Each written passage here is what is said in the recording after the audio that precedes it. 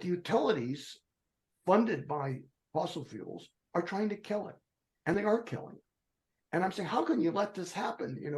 And the seasoned lobbyists over, they put their arm around me, take me out and say, Robert, you don't understand.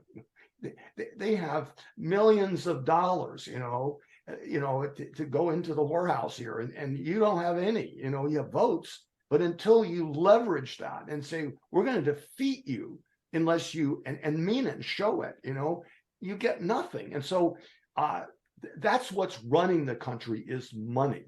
And the interests we were talking about, who will control, they have a whole lot more money than everybody else. I mean, they have all the money basically, and they're given that money through the Fox News ecosystem to get the legislation they want to avoid, and they give to both parties in many cases, and they are getting these enormous stuff for the extreme wealthy. And it's getting worse. But in 1950, San Francisco was the most egalitarian city in North America.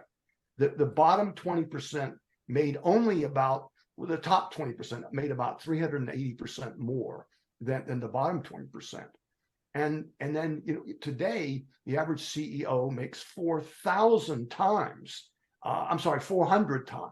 what the average worker makes. So, I mean, theoretically, if we could get all the votes, we could have. And so, at some point, the opportunity will happen. And a lot of people understand this. 50% of all the Americans are in 8 states.